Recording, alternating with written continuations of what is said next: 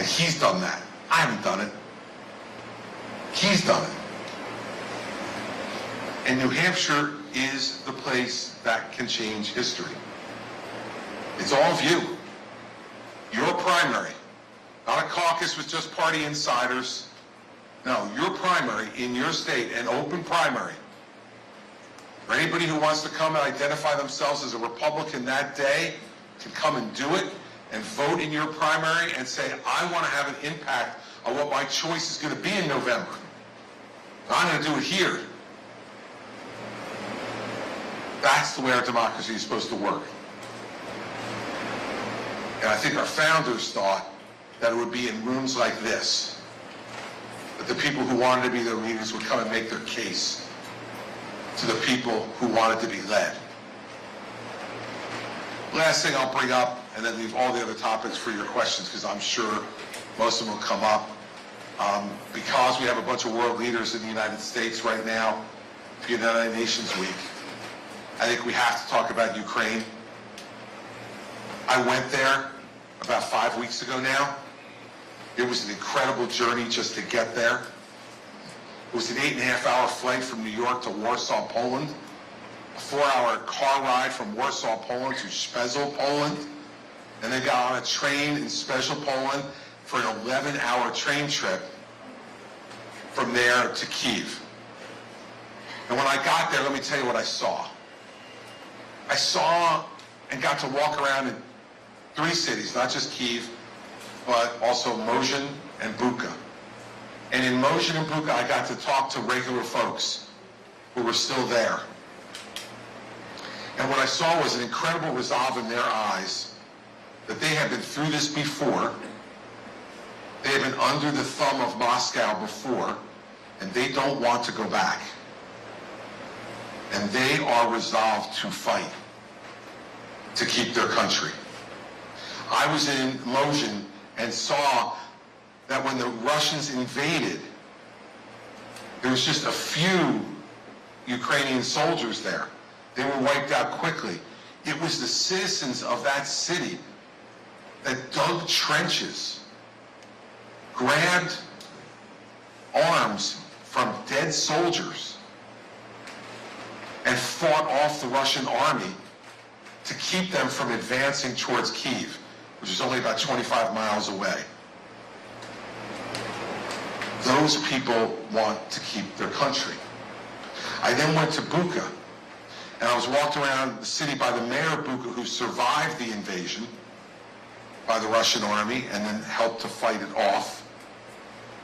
He told me and walked me down the street in his city where the Russian soldiers went house to house. They went into the homes, they took any males that were in the house, dragged them out to the sidewalk, gouged their eyes out while they were alive, cut off their ears, and then in front of the rest of the family, shot them in the back of the head and killed them. Then went back into the house and raped the women that were in the house, starting with the youngest, so that the older women would have to watch. The ones who understood what was happening had to watch. They then took the bodies of all of the civilians they had killed, put them in dump trucks, and drove to the highest point in the city, which is their church, and dumped the dead bodies behind the church to send a message to the rest of the people in the city that it was time to surrender. And the city didn't surrender. I then went to go and meet with President Zelensky, and we met for an hour. And one of the first things he told me in our meeting was, I do not want nor will I accept American troops on Ukrainian soil ever. We will win this war or lose it on our own without American soldiers here. He said, all we need are the weapons to fight the Russians. Our people love our country enough to keep it if they have the weapons they need to fight the fight. Look, this is a proxy war between us and China. Do not be fooled by that. The Chinese are funding the Russians. They are buying Russian oil when no one else is and funding this war for Putin. They set up for Kim Jong-un to come from North Korea and meet with Putin just last week to give North Korean arms to the Russians. The Ayatollah and the mullahs in Iran have already supplied drones and other weapons to the Russians. Those four, the Chinese, the Russians, the North Koreans, and the Iranians, authoritarian, autocratic dictatorships, three of them communist, are banding together to try to fill a vacuum that the United States has left in world leadership. Barack Obama did not lead the world. Donald Trump didn't do it, and neither is Joe Biden. And they are ready to fill that vacuum. I met the Japanese ambassador recently, and I said to him, if your prime minister was sitting in front of me, and I were to ask him as the new president, what's the one thing that America could do to help Japan the most? You know what he said? Lead. He said, when America leads the world, Japanese citizens sleep soundly at night. When America doesn't lead the world, we worry about who will. So, this fight's coming one way or another, everybody. We can help the Ukrainians send a message to those four, or the next fight's going to be Taiwan. Because if the Chinese see us cut and run here, they're coming there.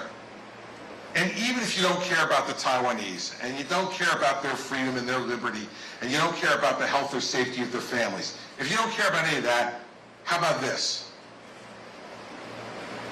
2/3 of all the semiconductors in the world are manufactured in Taiwan.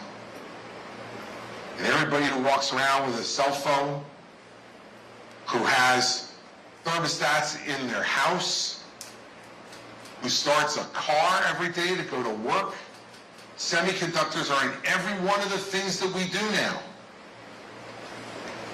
Who do you want controlling that? The Taiwanese and the United States, or the communist Chinese? And I guarantee you we'll be at the back of the line for those. So even if you're not caring about the freedom and liberty issue, we have a practical economic and lifestyle issue to defend there as well. And I think that most Americans, a majority of Americans, believe that we should help them. Some of the louder voices in our party say things like, if I were president, I'd settle this war in 24 hours. That's, of course, Donald Trump, who will settle in 24 hours. Let me tell you how he'll settle it. He'll give Ukraine to his friend Putin, and then it'll be settled. You have Ron DeSantis saying it's a territorial dispute. Tell that to the people who were dragged out of their homes and shot in the back of the head. A territorial dispute, where I come from, is like when you get your property surveyed, and the surveyor comes to you and says, bad news, your neighbor's fence is 1.5 feet on your property. That's a territorial dispute. What's happening in Ukraine is far from that. And Vivek Ramaswamy says he's going to convince Putin to abandon the Chinese and be our friend. A former KGB agent who said the worst day in world history is when the Soviet Union collapsed is going to be friends with us and not the communist Chinese. Time for him to go back to Harvard. Learn a little bit more before you start saying stuff like that. I had someone ask me at an earlier town hall meeting, why is it our responsibility? And I'll end with this. There's a lot of reasons that I just laid out, but this is the price we pay for being the richest and freest country the world's ever known. And if we want to remain the richest and freest country the world's ever known, then we have to lead. It's one of our responsibilities. And I'd much rather have a world that has America setting the standard than one that has the communist Chinese who send people to concentration camps because of how they practice their religious beliefs, restricts the number of children their citizens can have. It tells you what you can say and when you can say it. We're not having this meeting tonight in Beijing, I can guarantee you that. So, New Hampshire can determine what the next 4 years of America is going to be. And I'm up here because I'm counting on you to do it. And I think you will. And I promise you that you will not always agree with me. No doubt, you will not always agree with me. But you will never go to bed one night when I'm president wondering what I'm thinking. You're going to know. If you don't like it, have at me. If you do like it, support me. But either way, you're not going to have to wonder what I'm thinking. And that's the kind of leader I think we need in this country, is someone who's willing to say it plainly and directly to you, and then deliver on what they say. So, that's enough for me. Thank you.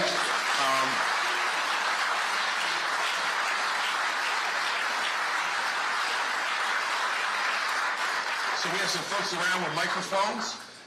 This is really easy. This is not like some of the other town halls you may have come to. You don't have to pre-submit your questions in writing to be screened by my staff to see if I like the question or have an answer for it. There's no one here who's been pre-selected for a question, so I know what's going on. And I have no idea whether you're here tonight because you're for me, against me, undecided, or just bored and decided, why not? It looks like something's happening down there, I'll show up. So we're just going to pick on folks. Raise your hand. I'll call on you. Someone will bring a microphone, and you ask me a question, and you're going to get an answer. And we'll see how that goes. So let us start. Who's going to start? Sir, right back there. And here's a guy with a microphone right here. We all have to balance our budgets every month. I'm worried about the future of our country. When are we going to balance the budget? Yeah. Well, no time soon. Let's start with that. I mean, Joe Biden is going to give us a budget this year that is $2 trillion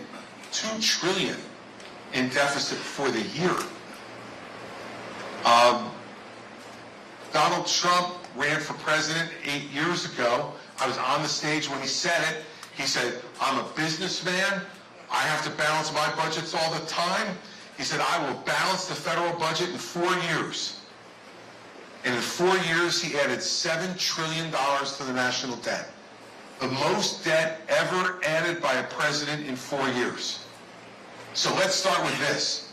You elect either one of those guys, we're going to be going in the direction of higher and higher debt and deficits. And by the way, I'll give you one funny story from when I was governor of New Jersey about why I know Donald feels this way. When I got into office, I inherited an $11 billion deficit on a $29 billion budget from my fabulous predecessor, John Corzine, former CEO of Goldman Sachs, another businessman who knew about how to balance budgets, but not really. And so I get in there, and it is, as you might imagine, it is an ugly, ugly thing that you got to confront. So I get a call from my friend Donald Trump. And when I say my friend Donald Trump, at that time, by 2009, we had been friends for 8 years at that point. He and Melania sat in the first pew in church at my inaugural mass. So we're friends. And he calls me, he said, I got a great idea for you to fix this budget thing. I'm looking for help from anybody at this point, right? So sure, what do you got, Donald? He goes, go bankrupt. I swear to you. I said, you don't understand, Donald. States are not allowed to go bankrupt. And he goes, no, just do it. And I said, no, the law is against it. He goes, just do it. They'll sue you. You'll distract everybody. By the time you get done with the court case, people won't remember whether you balanced it or you didn't balance it. Just go bankrupt. That's all you need to know, okay? That was his advice to the governor, who had a constitutional responsibility to balance a budget. Here's what I did do. And this is what I would do as president. I instituted something that's called zero-based budgeting, which is you don't assume that what they spent last year is where they start for next year. You start at zero for every department. and you make them come into you and say, okay, you spent X, in the state cases, hundreds of millions of dollars last year. I want you to go through every one of those programs and tell me why I should continue to fund it. What did that lead us to do? I eliminated 683 programs in my first year as governor.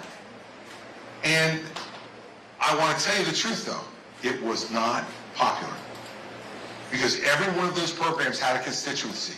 Every one of those programs someone was benefiting from. And I was taking their program away. And so my popularity rating went from like the mid-50s when I got into office into like the mid to high 30s after I did that first budget. And the same thing will happen when I'm president. If you do what I'm suggesting you do, you are going to make a lot of people unhappy. But by the time we got to 4 years later, I got reelected with 61% of the vote in a blue state. Because we saw this polling. People said, we don't like that he cut this program, we don't like that he cut that program, but we like that he did it. We like that he did something. And he didn't raise our taxes to fix the problem. He cut spending. What we need to do with the federal government is the exact same thing. We need to question every program.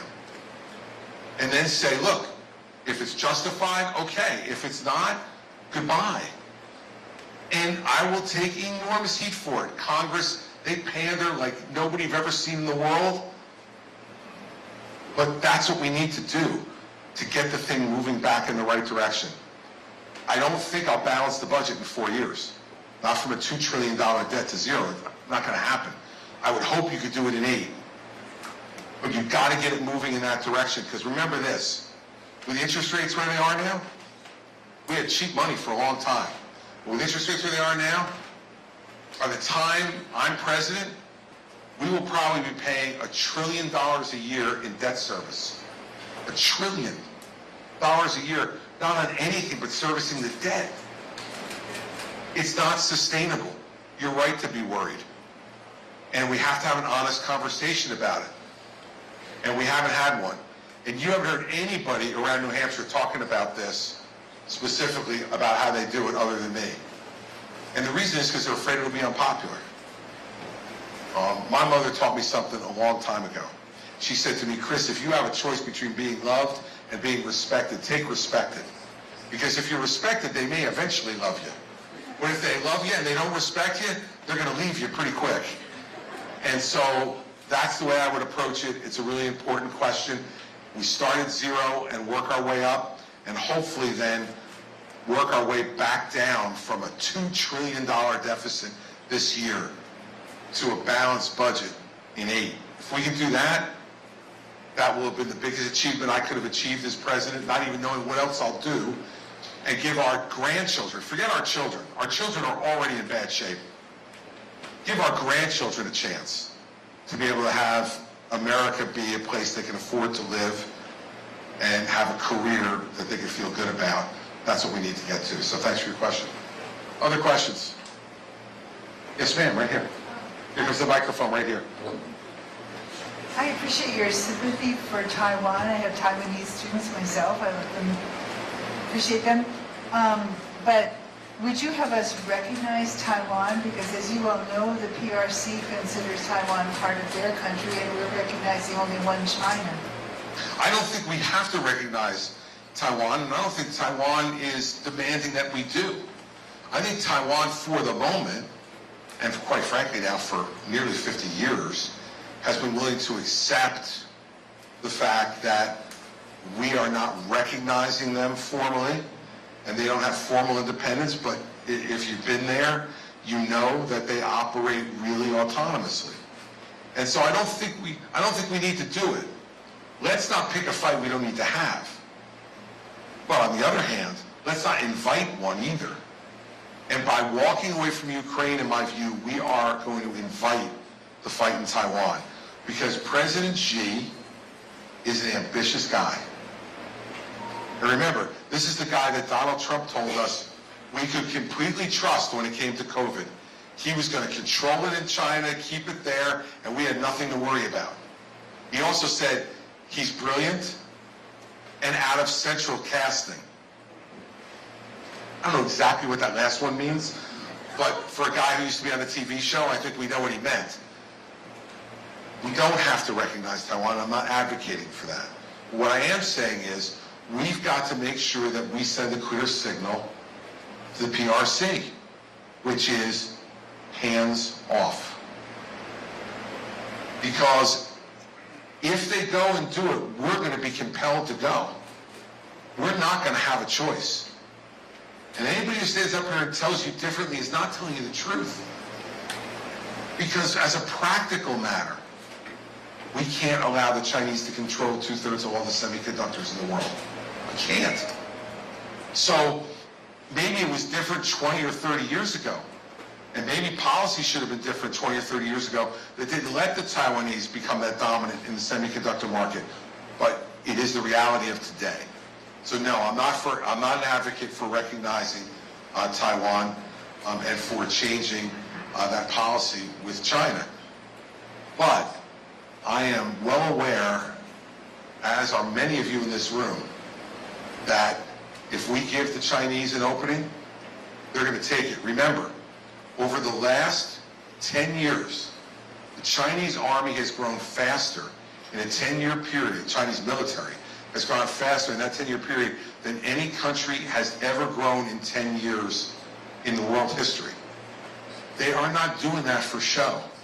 They're getting ready. And we have to be ready too. Other questions? Yes, sir, right there. Here you go. Thank you. Good evening, Governor Christie. My question to you is, from one middle-aged Bruce Springsteen fan to another, I'm in the board category, by the way, too, is that what was your involvement, if any, in the 2013 Fort Lee lane closure scandal, a.k.a. Bridgegate? Yeah, nothing. So, look, this question is called now 2 town halls in a row. I'm confident it's not coincidental, especially since my answer is being videoed. Oh, I'm not part of the conspiracy, Governor. No, of course not. I haven't seen it. I was unaware of that, too, for the record, okay? Right, but, nothing. And, I had 3 employees who went off and literally played in traffic. And when I found out about it, I fired them.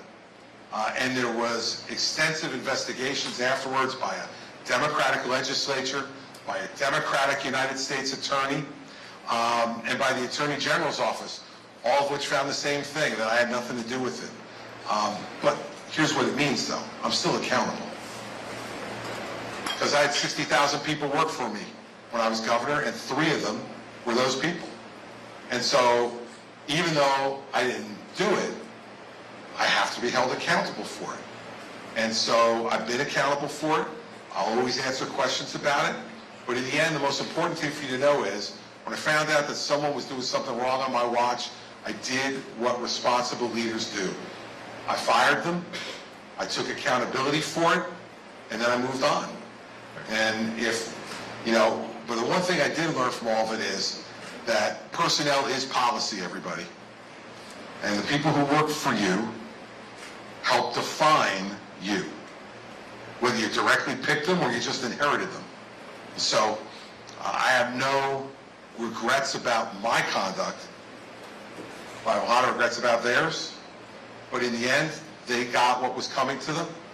And the people in New Jersey understood, I think, very clearly that they had a governor who was unafraid to make decisions, even if it meant being accountable for one that they had no involvement in. So that's 2013.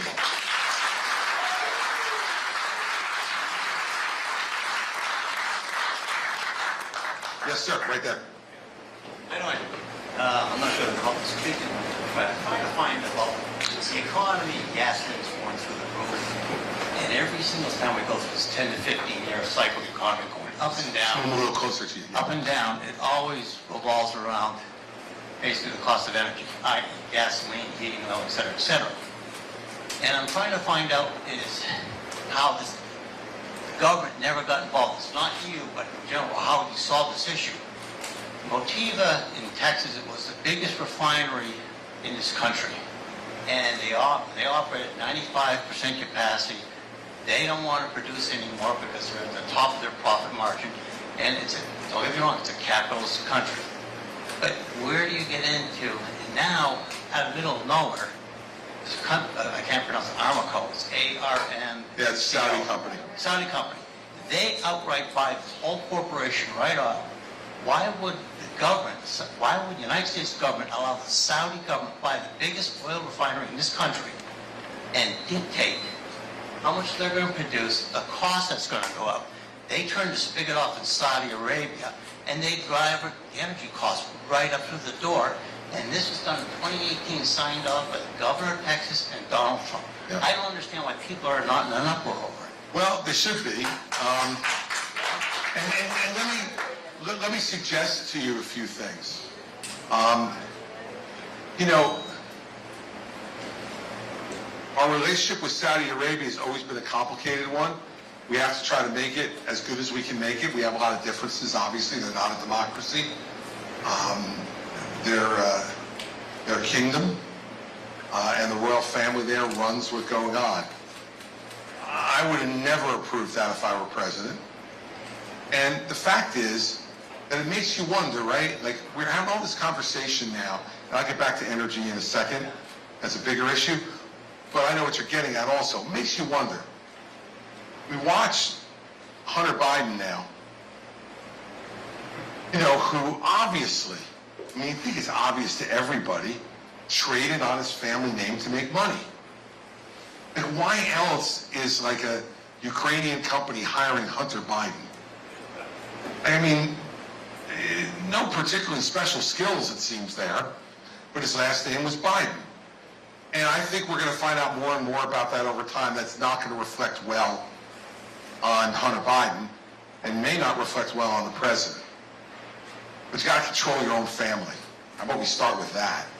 If you're president of the United States, control your own family. And don't have them trading off of the office that you've been given. And we had the same thing with Donald Trump.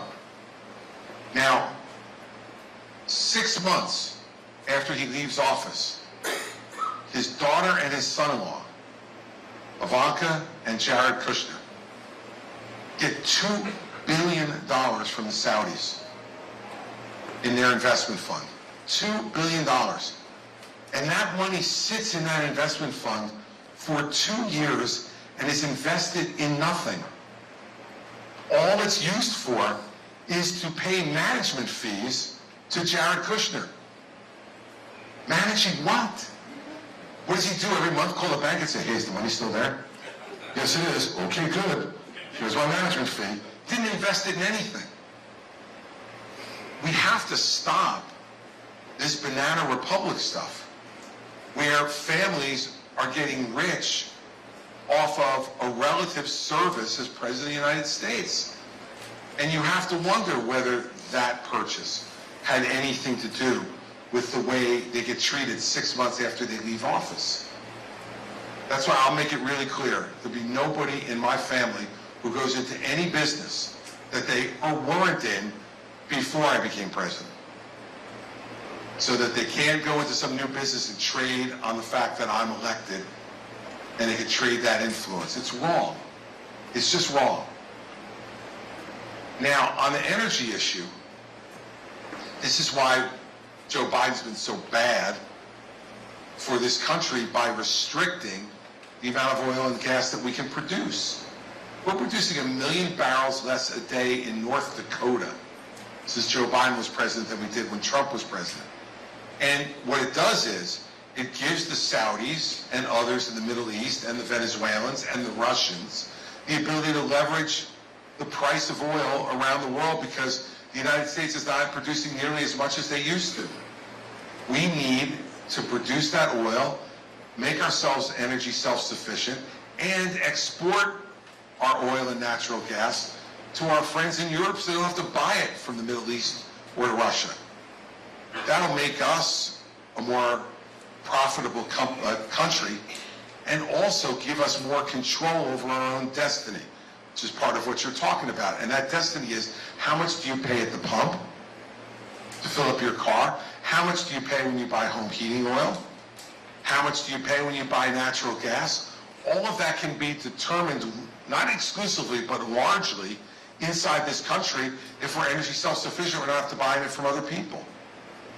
So we need to get much more aggressive about that. And one last thing on energy.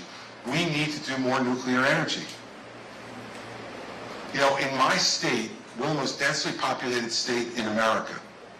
And 53% of our electricity is produced by nuclear power in the most densely populated state in the country.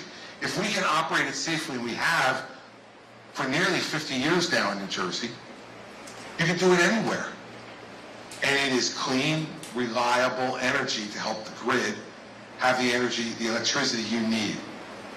And the last thing is, a president should be authorizing building pipelines from where we have our natural gas to where we need it.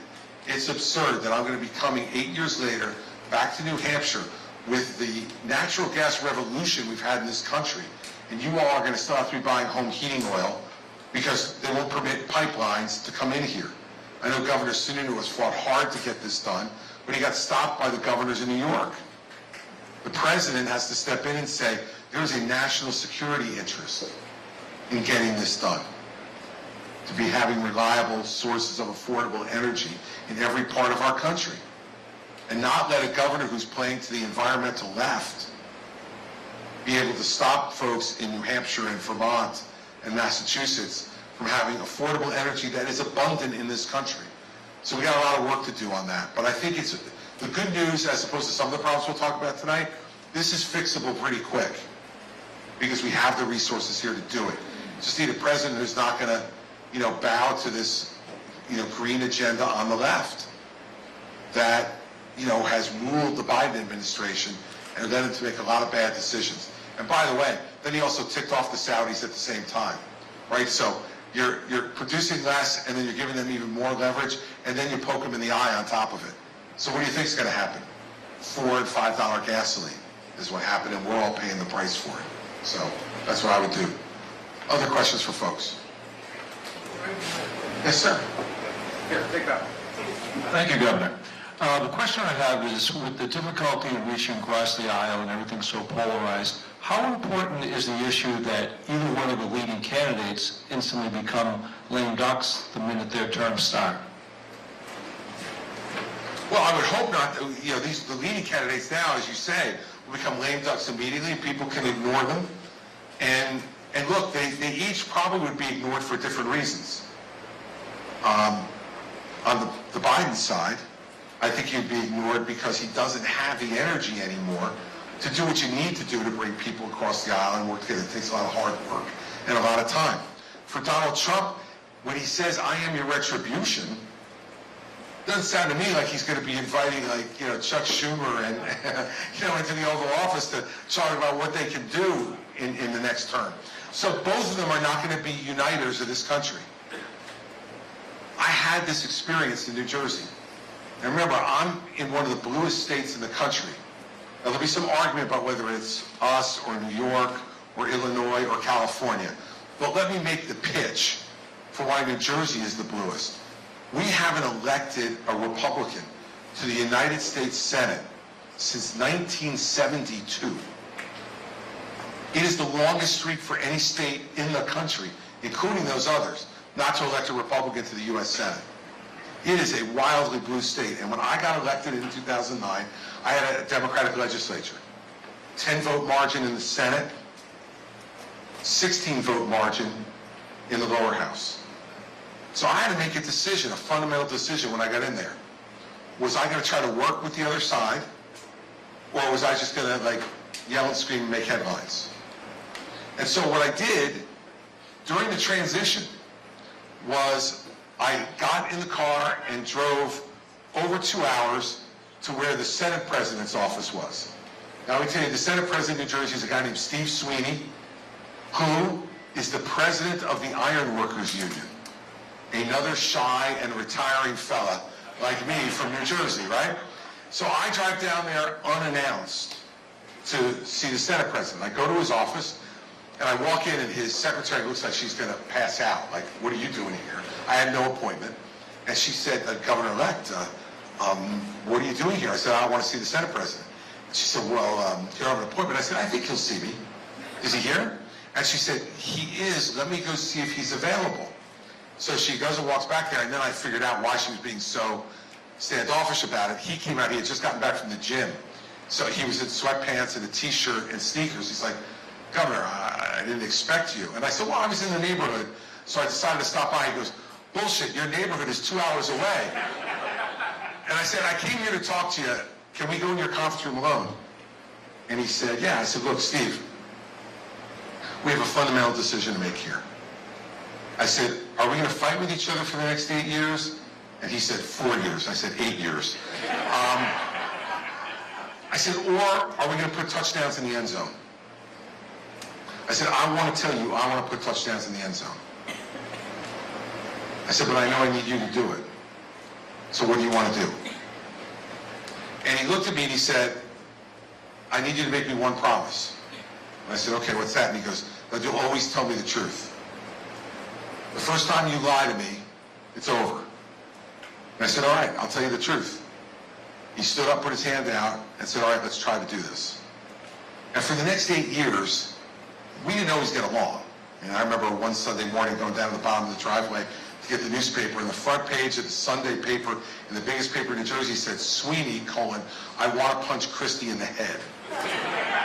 So we did not always get along. But in a blue state, with the Democrats in charge of the legislature, we passed pension reform that saved $120 billion on the state pension. We passed health benefit reform that for the first time required public workers pay a percentage of their health benefits. Before, the taxpayer paid all of them. We passed legislation that fired the entire Camden City Police Department because it was the most dangerous city in America and they wouldn't change. So we fired the entire police department and rehired a new one and trained them in violence de-escalation and community policing. You know what's happened in the 10 years since we did that? The murder rate in Camden is down 75%, and the overall violent crime rate is down 66%. We did things that you would think Republicans and Democrats could never do together. Here's how you do it. It's harder to hate up close. You've got to get to know people. It's still a people business. And when I got to know Steve's wife, Patricia, and his son, Steve, and his daughter, Warren, and his daughter, Warren, who was young, used to come to my office when he would bring her to the State House, and she would come and hang out with me. When you get to know these people on a personal level, you talk to them about why they came here in the first place, what it is they really want to accomplish when they're here, what do they care about the most. You can get things done. But as I was saying in response to one of the earlier questions, it takes a lot of energy. I mean, Mary Pat and I, in those 8 years, spent more time, not only with people we didn't agree with, but people we didn't even like, that I can count. But they got elected too. So you got to deal with them. Ignoring them leads to what we have in Washington right now. Just nobody gets anything done. And, you know, Ronald Reagan used to say that the guy who disagrees with me 20% of the time is not my 20% enemy, he's my 80% friend. And we got to start to get back to that. And we need someone who knows how to do it because they've done it. And nobody else in this race has. Everybody else in this race is from a red state with red legislatures. And that's all their experience has been, that everybody in the room agrees with each other for the most part. That's not what Washington's going to be. And so yes, they'll both be lame ducks and I think ignored for different reasons. What we need to do is get somebody in there who, one, won't be a lame duck, and two, has experience in delivering results with the other side.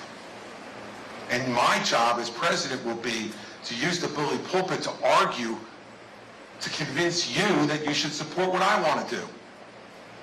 And they'll all read those numbers, and the more I convince the more of you to be on my side, the closer the result will be to what I want. But you gotta work it and earn it. You don't get given it.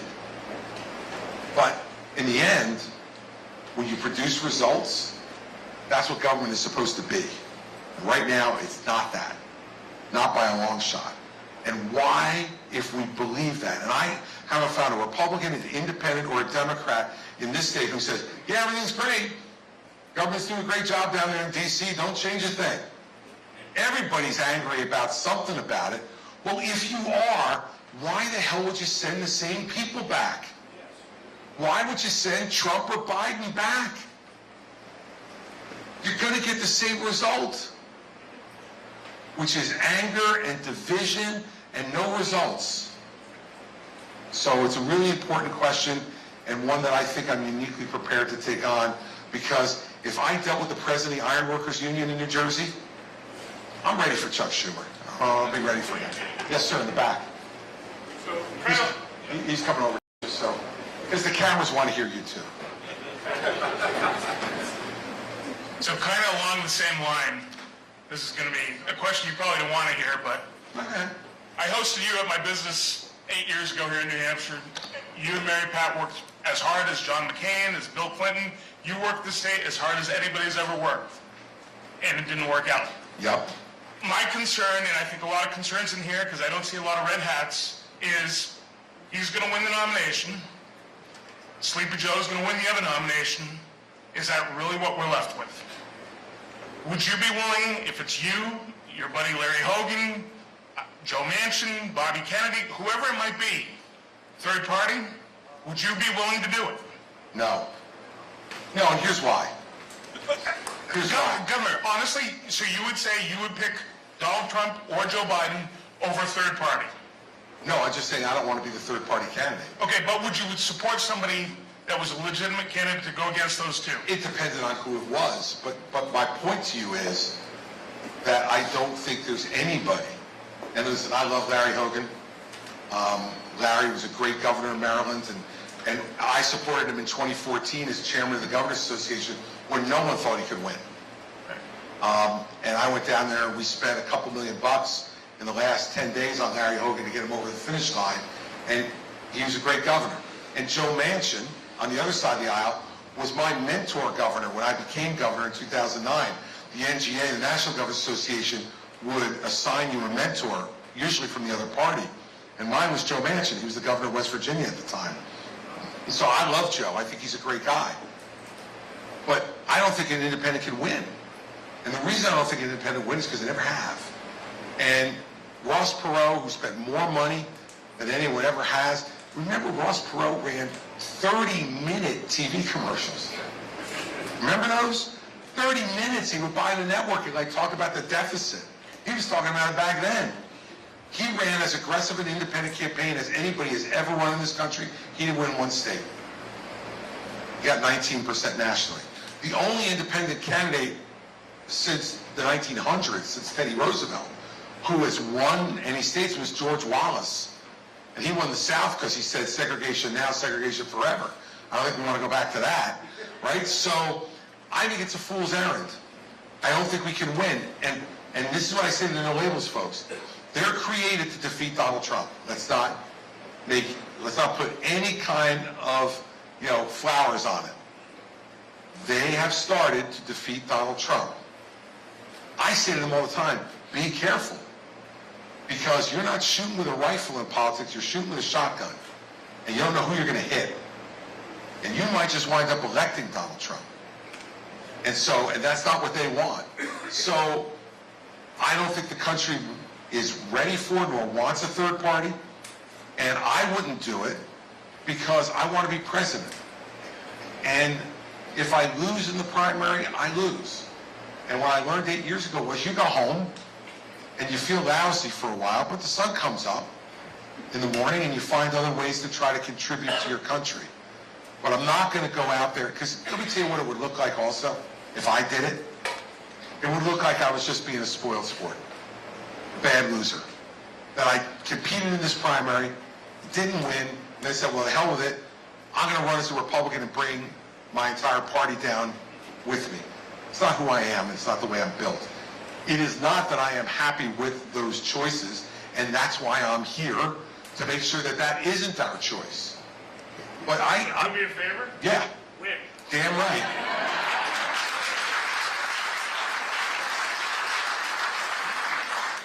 And I didn't mind that question at all. On the considering the last two questions and on the question of how do you win, have you considered reaching out to Democrats and asking for their help in defeating Donald Trump? Specifically, have you considered asking them to temporarily change their party affiliation and vote in the Republican primary? It's really interesting that you asked that question, because what I found really just like in the last 3 weeks that I've been up here is that there have been a lot of Democrats who... There's nothing. I was thinking that was a reaction to my answer. Sorry, there is nothing to report. Oh, okay. I've had a number of Democrats who have come to some of these events or met me when I was, campaigning in downtowns and places. Have come to me and said that they're doing that because they're so concerned about having a choice just between Donald Trump and Joe Biden. It's not just Donald Trump. These are Democrats who are concerned with the choice they're going to have too. And so I think there's that dynamic going on. I am uncomfortable with the idea of asking people to change their party, because I think that's something that's very personal for them to decide. But in the end, whoever is eligible to vote on what I think is going to be January 23rd, but they still haven't set the firm date, but that's the way it looks. Whoever's eligible to vote on that day and wants to vote should go out and vote for the person that they think will make a difference. I think there are strong reasons for Democrats to vote in the Republican primary. They share the concerns of President Biden, his age, his declining capabilities, and it's risky to count on President Biden to be able to defeat Donald Trump, and it's a big concern for them. Sure. It's a better strategy for them would be to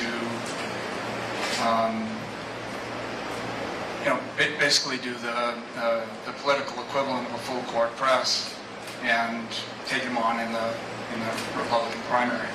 Well, look, I would say this, as a general political principle: win as soon as you can and as often as you can. And in this instance, that's why I'm saying New Hampshire is so important. And in my view, even more important than Iowa is this time. Because Iowa's a caucus, and it's a closed system. This is an open system. And, I had David Cameron, the former Prime Minister of Great Britain, back when I was running in 2015, he said to me, "Explain this system of yours to me." He said, "We have this civilized system in Great Britain. Their election is 48 days long. You can't campaign before, you can't campaign after. It's 48 days. He said, "You people do this for 2 years, and then you wind up with who you wind up with." I'm like, "Yeah, our system is the one that says you don't always get to vote for who you want to vote for, you get to vote for who's left." And so I understand exactly what you mean. This would change that dynamic. Well, and that's right, and that's what New Hampshire can do. Look, if Donald Trump gets ahead of steam here, let me just tell you, if he wins here, he's winning the nomination. He wins here, and there's not anybody who's even like a close second. Close second could help. But this is where it needs to be done. Because this stuff happens quickly, the way we do this now. He was a nobody from a political perspective 8 years ago. And after Iowa, New Hampshire, and South Carolina, it was over. Some people hung around, Kasich hung around for a little while, Cruz hang around for a little while, but it was over. So the urgency that your question implies is why I'm saying the things I'm saying as directly as I'm saying them. We have no time to mince words. We have no time to stand on ceremony. We have no time to mess around here. If you have concerns about Donald Trump being the nominee of this party or the President of the United States, then you need to do it now. To that point, here in New Hampshire, people only have until October 6th to change their party affiliation. I didn't know that. They're going to vote in the Republican primary. It's now or never. Yeah. Guess what? Today's what, the 19th? Yep. Right. So we got 17 days. See how quick I did that math in my head? That's pretty good. Get used to it right back there. Hold on, I'm calling him right now. I'll get back to you in a second. Thank you, Governor. Thanks for coming to North Hampton. Happy to be back. Yes, and I know Sweeney. We had a plant in Gloucester County. All right, so you do know him. Yep.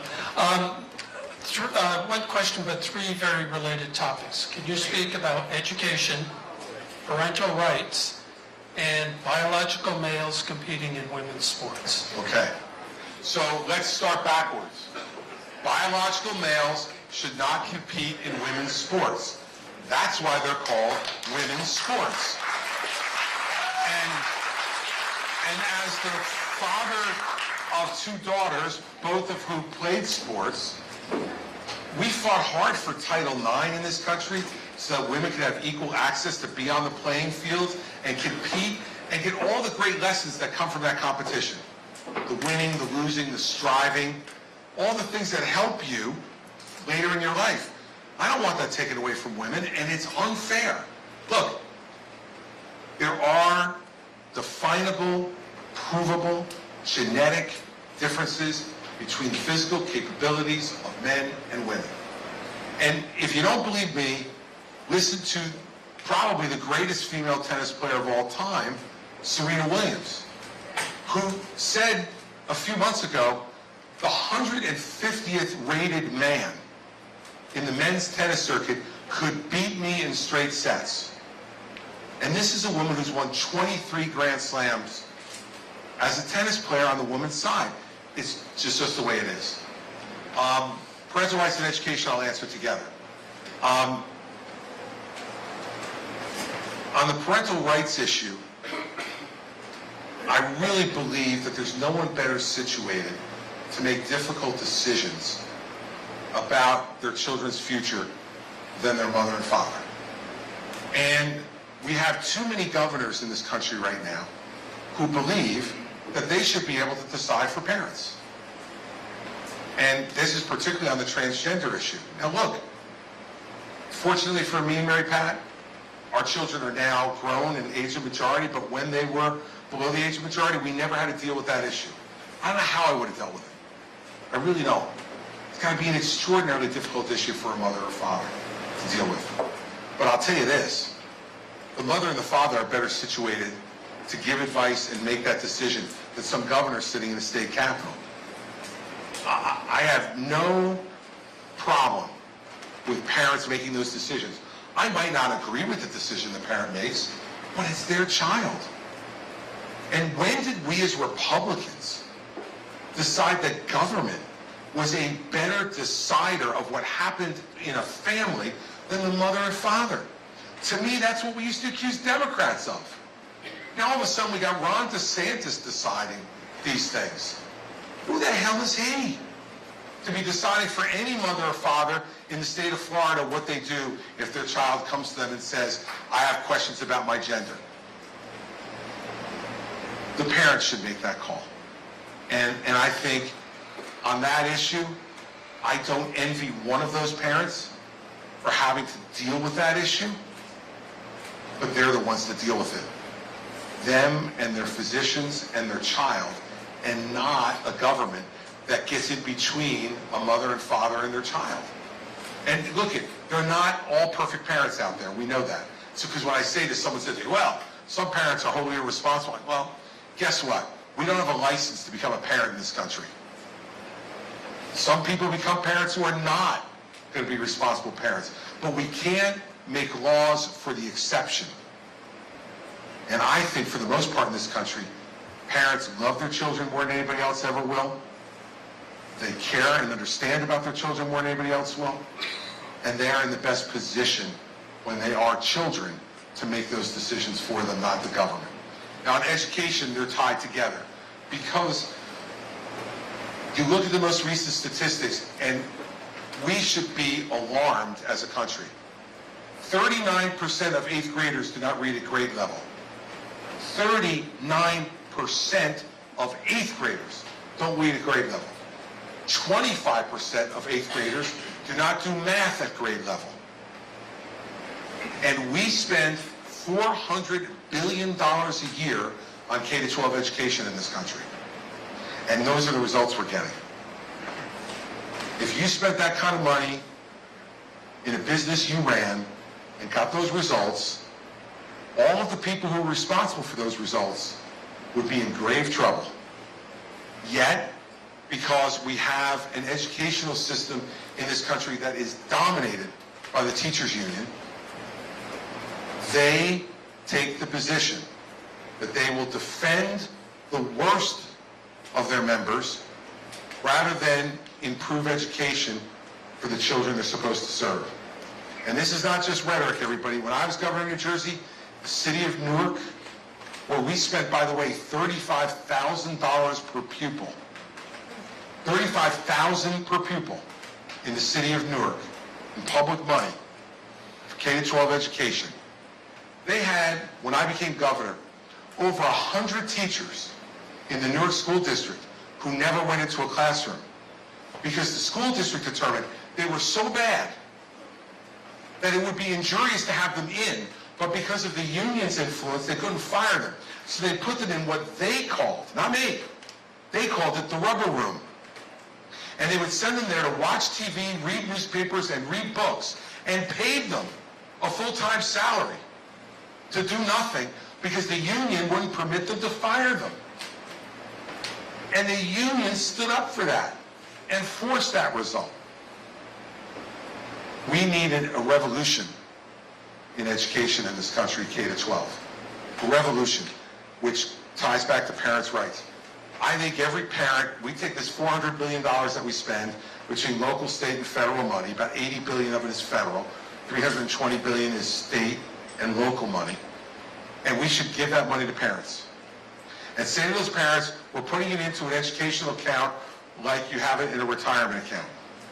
And you then spend that money on your child's education, however you see fit. If you, listen, I went to public school. I got a great public school education, K-12, where I grew up in New Jersey. I couldn't have gotten a better one, I think, if I'd gone to a private school or parochial school. I got a great education there. And if you have a great public school system and you want to send your kid there, good. Send your money to the public school and let them go there. The key should be, the parents should be able to decide where their child will thrive, where they will do best. And the other thing it will do is create competition. There is no competition in the system anymore. What there is public schools and upper middle class to upper class people opting out. So for instance, Mary Pat and I went to public school. Mary Pat went to parochial school from K-12. That was her parents' choice back then. So when our children were ready for school, we had to choose between public school and parochial school. All four of our children went to parochial school. So you know who runs the show in the Christie household. I remember talking to her the year before Andrew, our oldest, was going to go. I said, we had to send them to Mendham schools. She goes, no, we're sending them to Assumption School in Morristown. I'm like, we are? She said, yes, they're going to parochial school. Okay, we're going to parochial school. And all of them went there, and listen, all of them did well, and they thrived. And one of the reasons they did was because we did agree that we wanted to send them to a place that was not only rigorous from an educational perspective, but also we're going to reinforce the values that we were trying to teach at home. And so we made the choice, but we had the option to make that choice. We pay our property taxes that support the schools and our state taxes that support the schools, and then we pay tuition on top of it, because we can afford to. But there are tens of millions of families in this country who can't. And my question is, given all the money we're spending, why should they be consigned to having no choice? And why should those children be consigned to that? So that's what I think we should be doing in this country. And the president can do that with federal money, but also needs to use the bully pulpit. There are lots of states who are willing to do this. If they get permission from the federal government to do it, we should grant that permission and encourage states to do it and give parents choice. And then if there's money left over in that account, then that money should go to the kids. What about gutting the Department of Education? Well, they would go. The Department of Education would go as part of this plan because the $80 billion that we spend is done through the Department of Education. So we don't need a federal Department of Education, and we don't need to pay for it. And I'd rather have the money go to parents than go to bureaucrats in Washington DC or just create more forms for us all to fill out. So on those three issues, all of which are important issues, that's where I stand on them. And there's no ambiguity. It's what I believe. And there'll be some people agree and some who disagree, but that's exactly the way I would act as president, is to act on those three things. And I would be very careful about Republicans in this race who say to you that they want to substitute their judgment for yours. Because maybe with that Republican you might agree with their position on a particular issue. But if we establish that precedent, then when a Democrat gets in, they get to decide for you. And I don't think you're going to want to have that happen. And vice versa for Democrats. So I never understood the Democrat position on this. But now I'm seeing big government Republicans, and DeSantis is the big example of this. It's not only this, but Disney, right? Disney takes a position against a bill that he's for. You know what that's called in New Jersey? Everyday governing. I get an idea, lots of people come out against it. In Florida, that's not the case, though. In Florida, you're the emperor, apparently. And so a company that is the biggest employer in the state isn't allowed to express dissent in Florida. When they do, they get punished. He says, no. I never liked those tax breaks they got, and I didn't take them away for retaliatory purposes. I took them away because I didn't like them. Baloney. He was governor for 5 years at that point.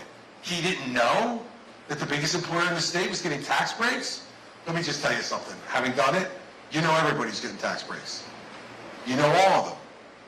And so he did it to retaliate. And when people say, well, I agree with them that what Disney, the position Disney took was wrong. I'm like, okay, well, what if it was a liberal, Democratic governor in Florida who proposed a really liberal bill? And then Disney came out against that.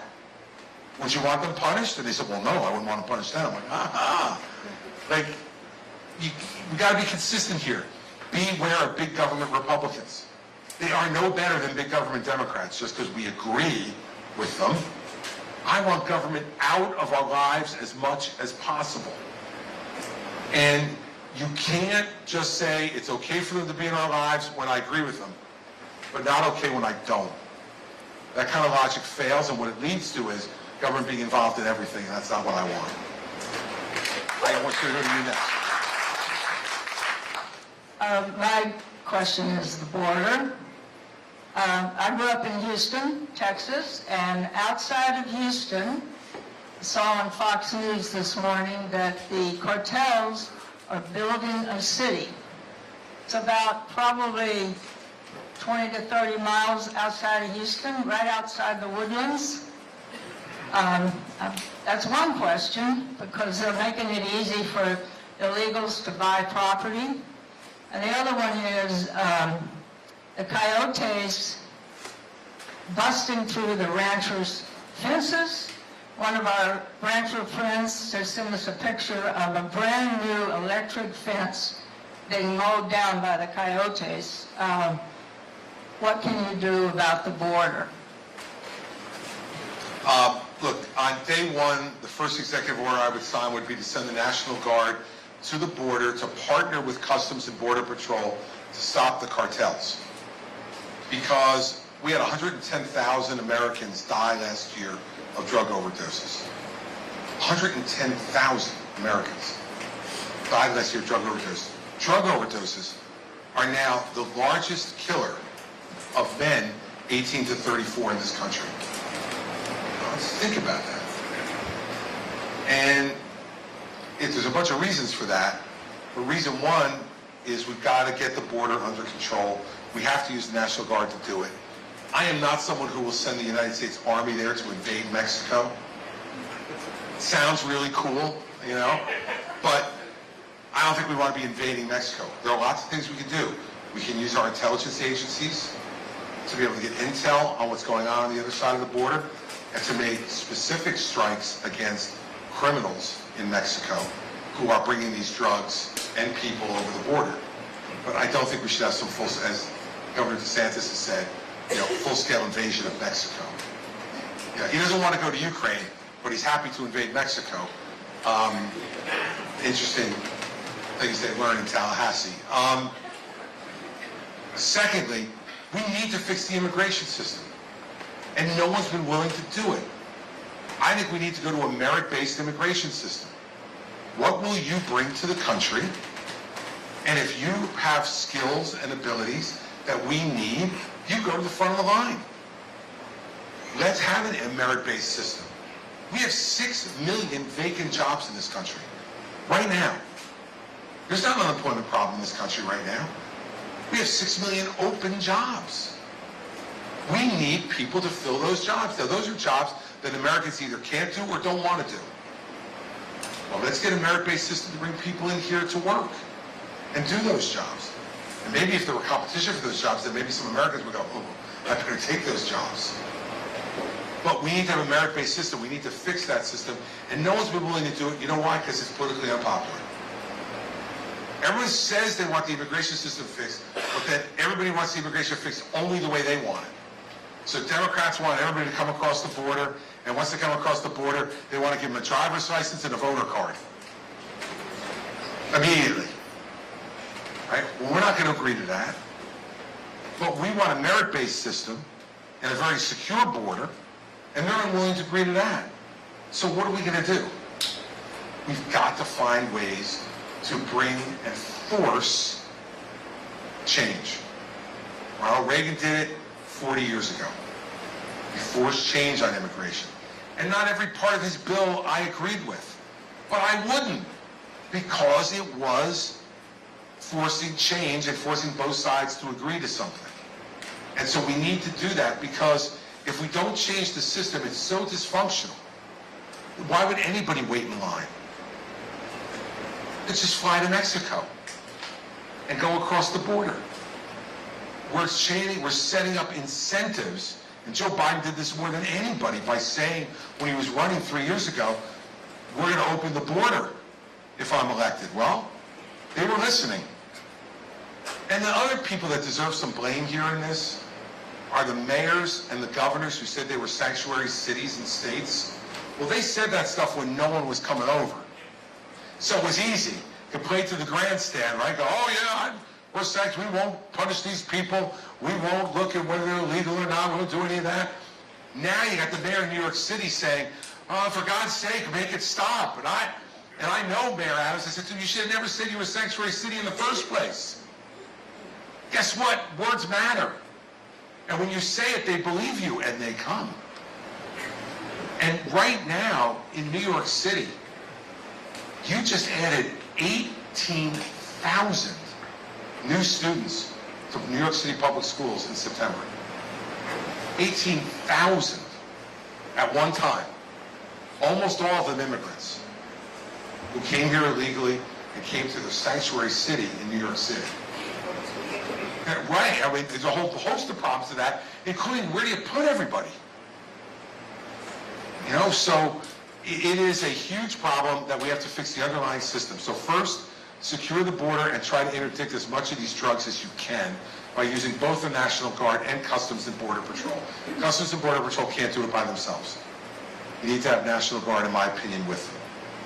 Second, sit down and spend the political capital you need to spend to force a solution to the immigration problem. Because if we don't fix this system, we're going to continue to see what we're seeing now in fits and starts. Third thing is finish the wall. Right? Now, Donald Trump told us 4 years ago he was going to build a big, beautiful wall on the entire border of Mexico and the United States, and Mexico was going to pay for it. You all remember that, right? Over and over and over and over and over and over and over. Let me give you the results.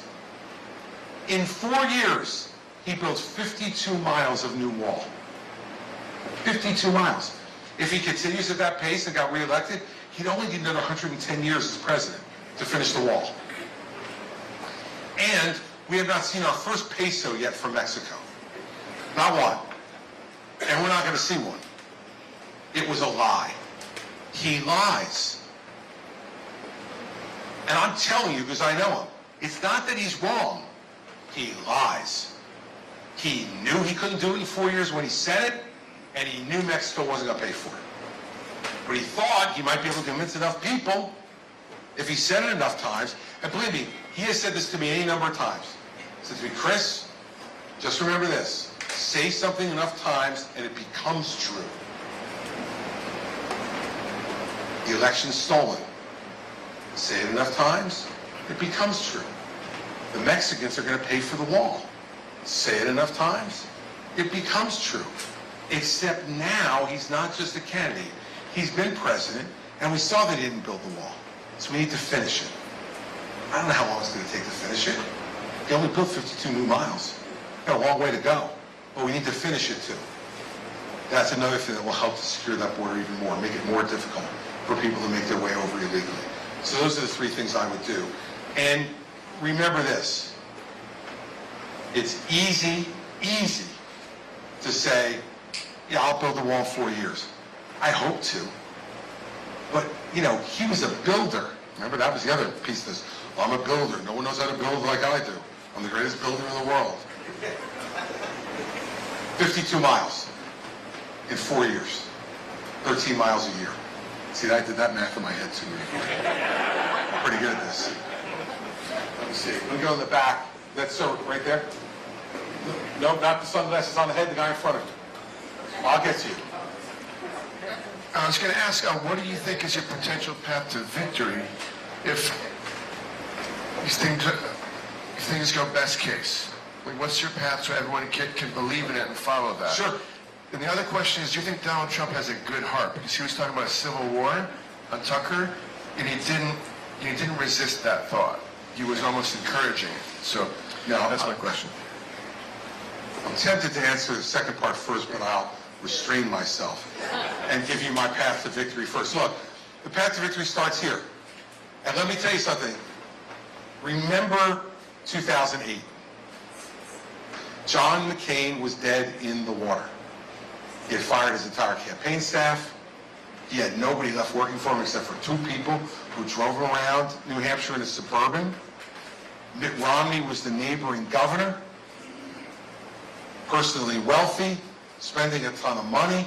Rudy Giuliani, it's hard to remember back this far, but was America's mayor, who had enormous respect for people all over the country. John McCain was dead. And he won New Hampshire and never lost again. New Hampshire creates momentum. Momentum creates wins. South Carolina did it 4 years ago for Joe Biden. Joe Biden lost Iowa and lost New Hampshire. They all said Joe Biden was dead. Then he won South Carolina by a lot. He was winning states on Super Tuesday that he literally had never visited and had no campaign personnel working. That's American politics. When you show you can win, people want to be with the winner. And they're like, let's go. And I think there's a lot of people in our party who are saying they're for Trump right now because they're like, well, he's probably going to win, so I guess I should be with the guy who's going to win, and I don't want Biden, so I'm not thrilled about it, but I'm going to be for Trump. The minute you show the emperor has no clothes, I am willing to bet you there is going to be a mad rush for the exits from the red hat crowd. Who are going to say, you know what? Thank you very much, but you look like you can win. We need to beat Biden, and we need someone who can, and I'm going to pick the guy who just beat you. So that's the path to victory. Do I think he has a good heart? I think he used to. When I first met him back in 2001, I think he had a good heart. I think that the years have taken whatever good heart he had and taken it away from him. And I don't think he's got it anymore. I think all he cares about now is himself. And I saw that happening when he was in the White House. In the beginning, when he first became president, he was scared to death. I remember Mary Pat and I went to see him, was it 11, but 25 days into his presidency. He invited the 2 of us to come down for lunch, and we had lunch in the Oval Office right off the Oval Office with him. And the first thing he said to me when I walked into the Oval Office was, he goes, Chris, can you believe I'm here? He was petrified. But as time went on, and in that job, people kiss your rear end a lot, I've heard. And I think it all became about him. And that's why I brought up I am your retribution. because it tells you what he's focused on now. He feels like he was wrong, and in some ways he was. Look, I said from the beginning, the whole Russia investigation was a pile of crap. I was in that campaign. That campaign couldn't have organized a 2-car funeral, everybody. I was there. They had nobody who knew what they were doing. They had a really charismatic candidate and a really awful opponent in Hillary Clinton. The idea that the Trump campaign could have put together a conspiracy with the Russian government to influence the election, Mary Penn and I would talk about it. It was laugh out loud. Are you kidding?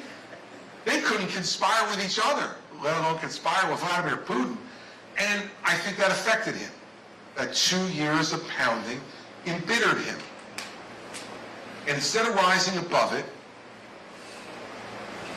he decided, I'm going to be one of them.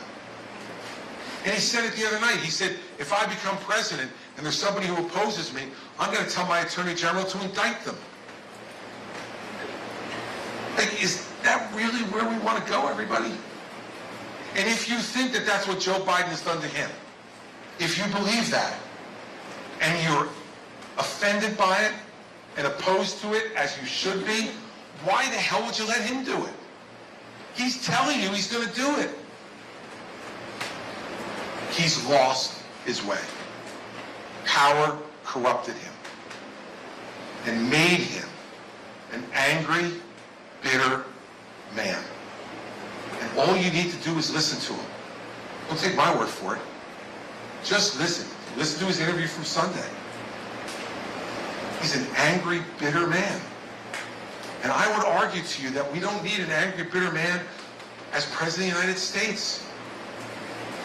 You know, my first vote was in 1980. I turned 18 in September. The election was in November. I sat in my dorm room at the University of Delaware. And it was not a happy time, as you all remember. Double-digit inflation, double-digit unemployment, double-digit interest rates, and you're a new college student going, wow, great world I'm going into. I won't ever be able to afford to buy a house. I won't ever be able to afford to buy a car. I won't be able to find a job. What am I doing? And I was taking on debt to go to college because my family didn't have the money to send me. So I had to borrow the money to do it. And I sat in my dorm room and got my absentee ballot, and I voted for the first time in my life, and I voted for Ronald Reagan. And the reason I voted for him was because he gave me hope.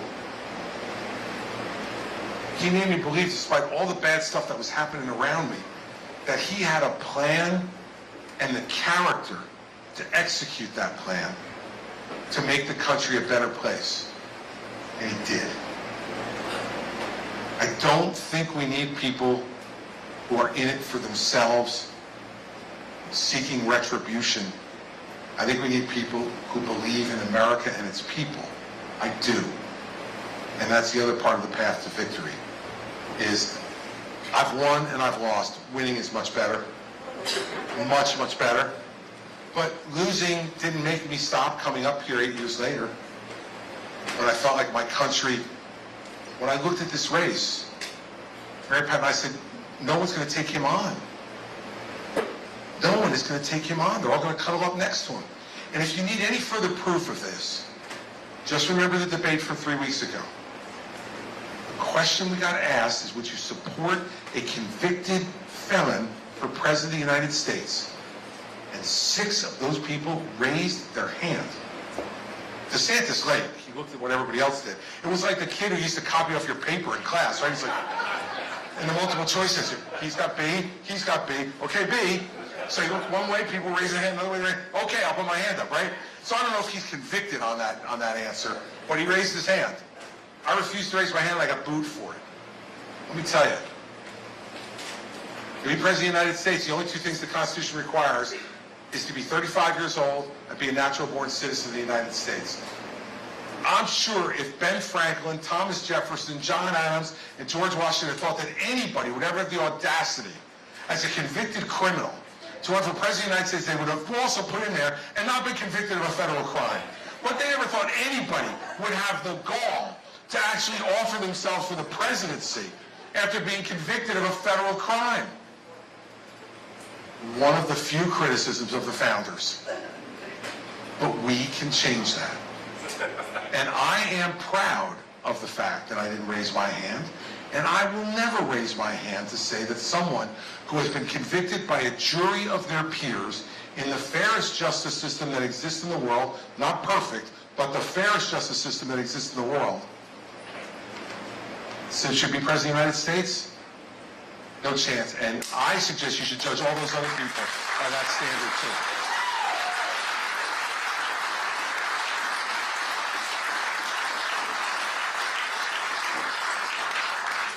Right here. He's bringing you a microphone. Right behind you. I just have to say, I want you to win so bad. Me too. But I got no but. I just want me to win real bad. I gotta tell you, after the last debate, when they started asking you questions about UFOs, you know, how are you gonna handle this?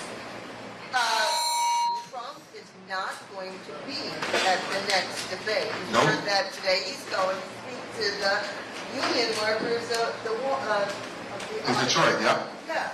So, I mean, and you're here in New Hampshire. My concern is, where else are you going to go? We need more people to know what your reasoning mind has to offer.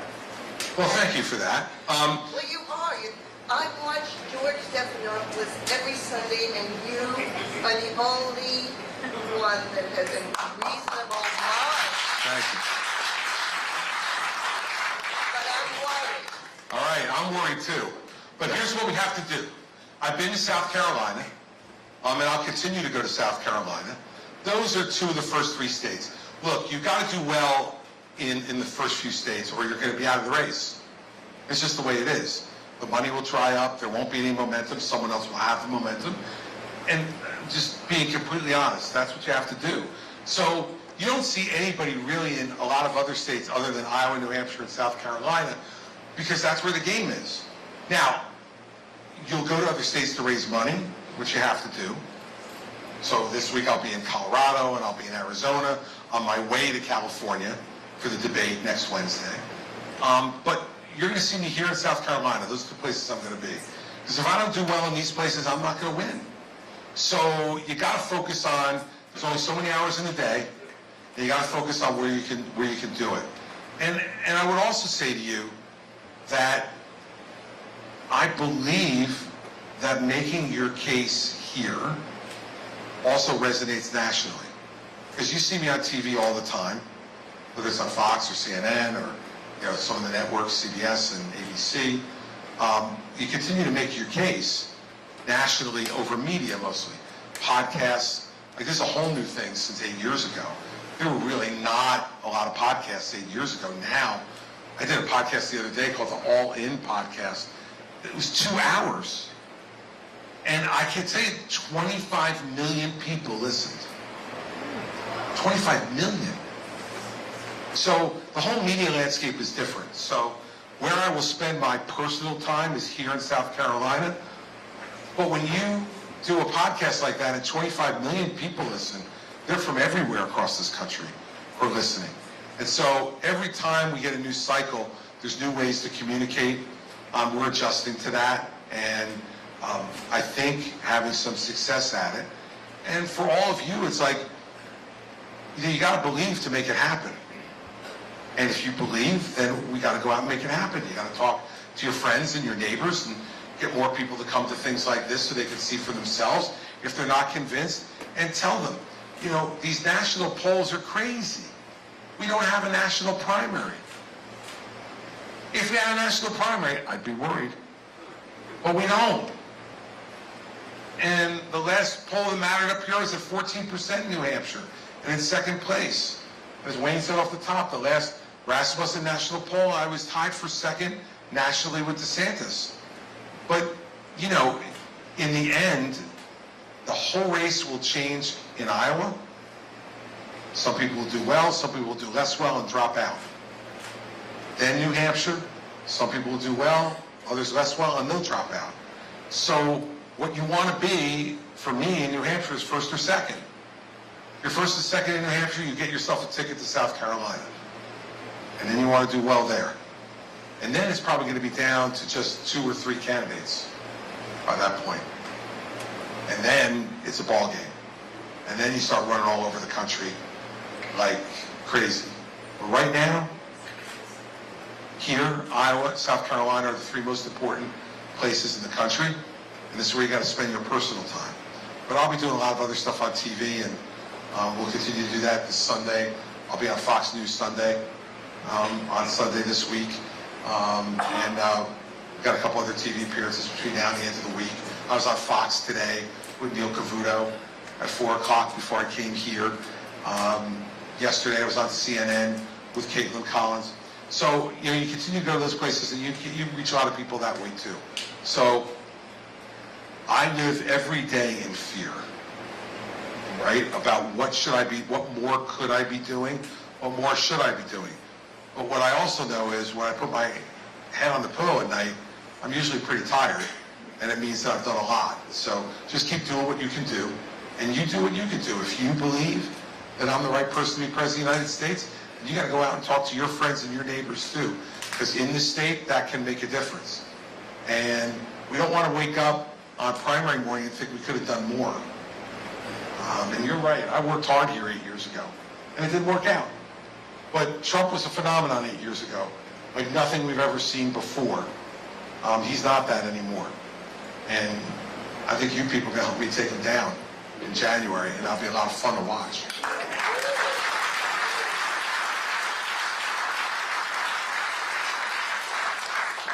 Thank you, Governor, for being here.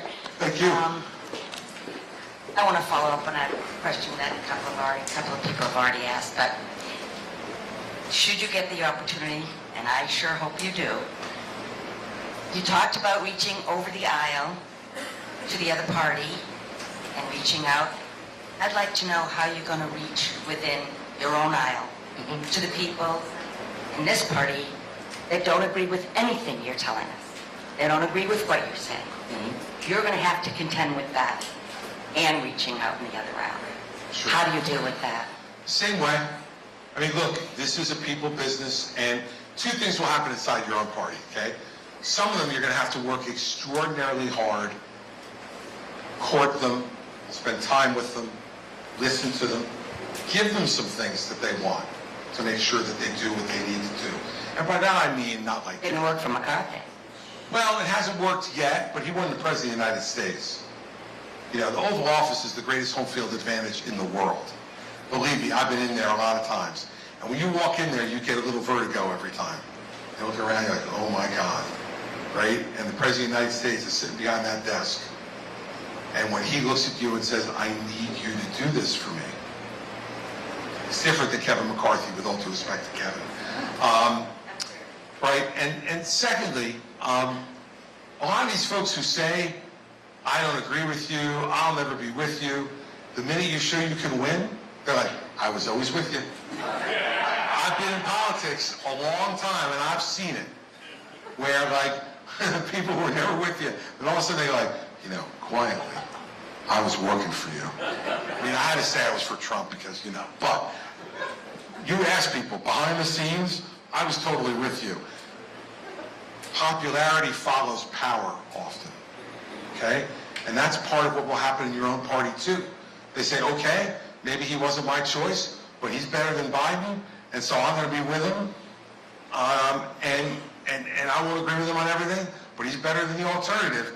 So there's a lot of different ways that it will happen, but the most important way is you as president have to make every one of those people be important to your success.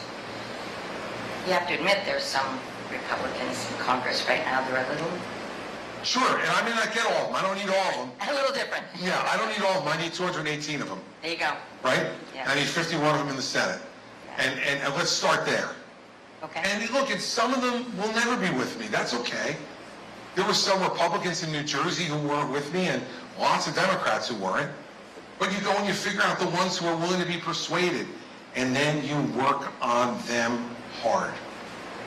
And, you know, I can be incredibly charming. We all know that. When I meet them, you know? And you got to use that. You got to use every tool that you're given. I used to call, like one of the things I used to do, which in the beginning I thought was just a gimmick that I came up with, but then I realized how important it was. I called every legislator, we had 120 legislators, not nearly as many as you guys have, Wayne, thankfully, when you hear this story. We had 120 legislators in New Jersey, 40 senators, 80 reps. I called every one of them on their birthday every year. Every one of them every year.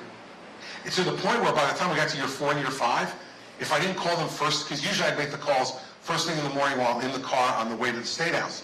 If for some reason I was caught up with business, and I didn't make the call till 12 or 1, or 2, or 5, they'd be like, we thought you forgot us, you know?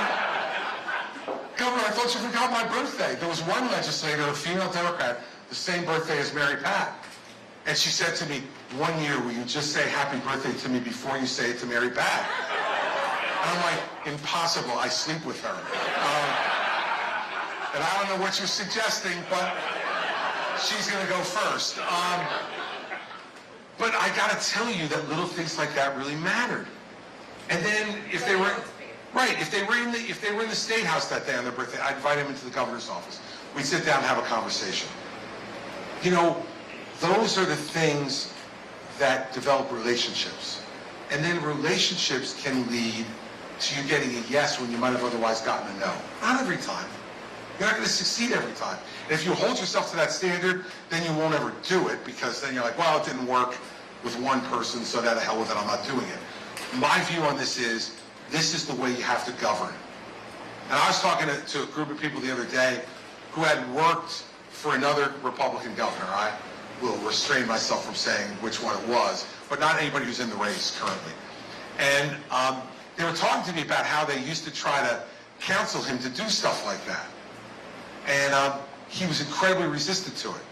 And he'd be like, why the hell do I have to have that person in my office? And he wouldn't do it. And then when he needed votes, that was the first time he was ever calling them. And it's harder. But when you have their number in your phone and you've called them on their birthday and you've talked to them about issues that they care about, when the phone rings, they're not thinking like, what does he want now? They're like, oh, I wonder what he wants. It's a whole different attitude and approach to it. And the way to see how it works in the opposite is the reason we still have Obamacare is because Donald Trump didn't do that. In fact, he did the opposite. All he did was dump on John McCain constantly. John McCain's not a real war hero. John McCain's not a good senator. John McCain's a rhino. He used to just beat on McCain constantly. And what happened? When Obamacare was right there and there was only one vote left, whose vote was it? Came back from brain surgery. Traveled from Arizona to Washington to be there.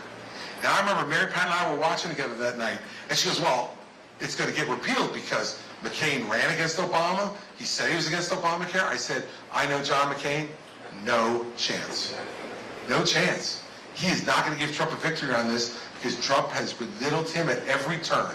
And you'll all remember, he came out in the Senate floor and went, and that's why we still have Obamacare. You never know when that moment's going to come. And you don't know who's going to be the deciding vote. But that's why you have to treat everybody well. As painful as it is sometimes, and it is painful sometimes, you got to treat everybody well. Because guess what? I used to say in New Jersey all the time, the three most important numbers were 41, 21, and 1. 41 to pass a bill in the lower house, 21 to pass a bill in the Senate, and 1 to get the bill signed into law. You got to remember, you're 1. And if you're 1, you'd be really nice to 21 and 41. What's it cost you? It costs you nothing except your time. And that's what you got to be willing to do. Joe Biden's not up to doing that anymore, and Donald Trump was never interested in it. So if you want the garbage you got down there now, send one of those two guys back.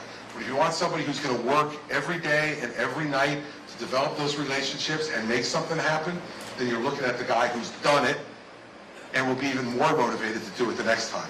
All right. So it's 8:25. My staff says I can take one more question, which means I will take two. Because I want to show I'm still in charge. Yes, ma'am, right there. I didn't get you a microphone so everybody can hear you. Right behind you. I came in later, so I apologize No for problem. that. So I'm not sure if you talked about healthcare. No. So I know in America we have like we're sick care. We're not healthcare.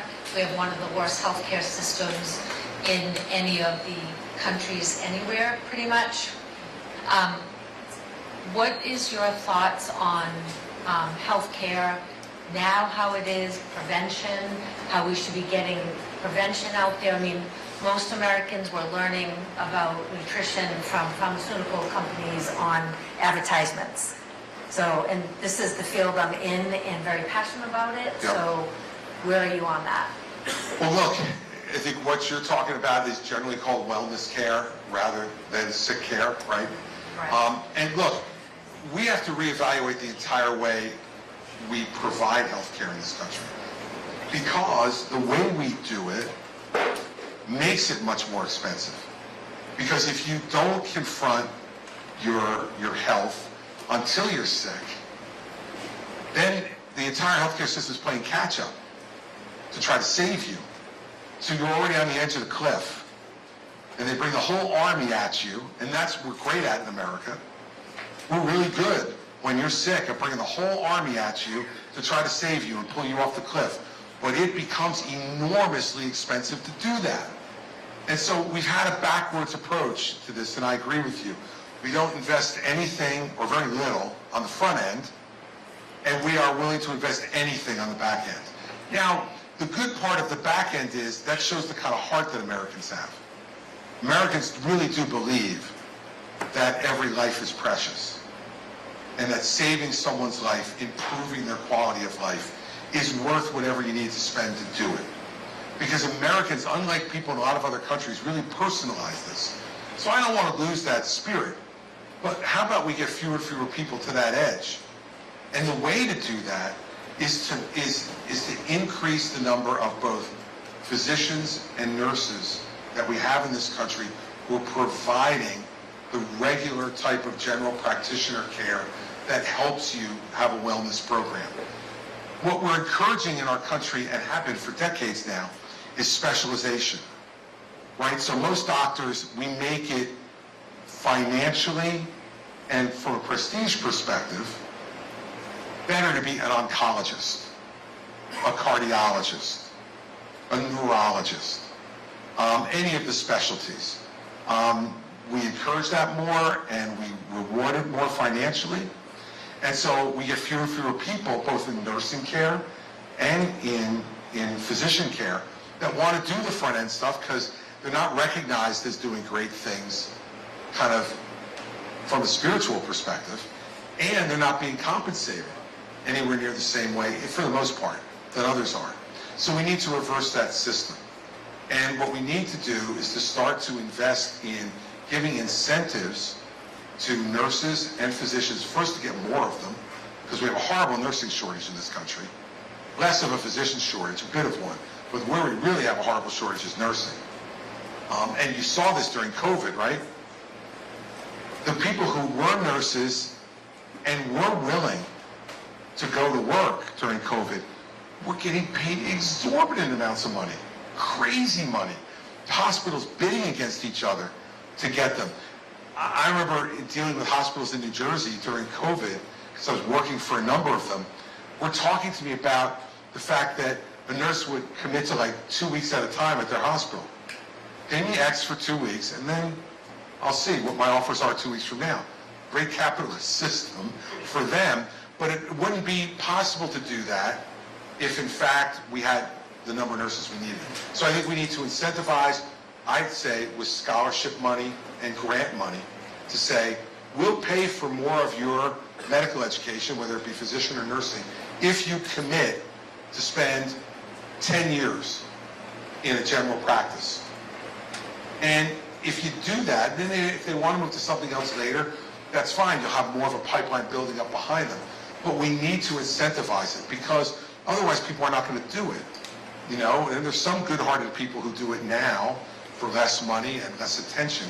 But if you really want to move the numbers in that direction, you're going to do it. The other thing that'll continue, I think, to make America a healthier country is our pharmaceutical industry in this respect. Their innovation in what they're doing it outstrips any place else in the world. And so you're seeing now that really we should be close to eliminating heart disease, given some of the medications that people can now take, both on the cholesterol side of things and the blood pressure side of things. That if you take those medications and you do it the way your doctor tells you to do it, you can avoid much of that was absolutely killer before. We've seen that over and over. So what I'd like to see in our pharmaceutical industry is to get prices more under control so people can afford to buy their prescription drugs. For instance, most pharmaceutical companies, when they have a new popular drug, are giving anywhere from 50 to 70% rebates. You never see them. You know why? Because you have pharmacy benefit managers in between, the middlemen, who manage the benefits, who take most of the rebate. So the pharmaceutical company's doing that. They think they're doing a good thing. We got to get rid of these middlemen. It makes no sense. And you never hear anybody talk about it. You want to know why? Because all the big companies buy the middlemen then. So like, most of these middlemen are now owned by health insurance companies. So they're getting your premium, and then they're getting the pharmacy rebate at the same time. No wonder they make tens of billions of dollars. The other thing the pharmaceutical companies need to do to make costs more reasonable and to make us believe in them more, and you alluded to this in your question, can you please stop the commercials? Like seriously, right? Is there anybody in here who likes the pharmaceutical commercials? Right? Nobody does. This is the worst bit of advertising I've ever seen in my life. Like, I talk to people all the time about this, and they're all like, yeah, we hate them. We hate the ads. And they're spending billions of dollars on it. Stop. I want my doctor to tell me what medicine I'm supposed to take. Not like 4 actors in a commercial saying if I take Eliquis, my life will be perfect. I don't know if I need it. How am I supposed to make that decision? I mean, they make themselves more unpopular. Look, they just saved the world. Okay, what they did during COVID saved the world. And they're still incredibly unpopular. And so I say to these pharma executives all the time, don't you get it? Like, even when you save the world, you guys can't get anybody to take you out to dinner.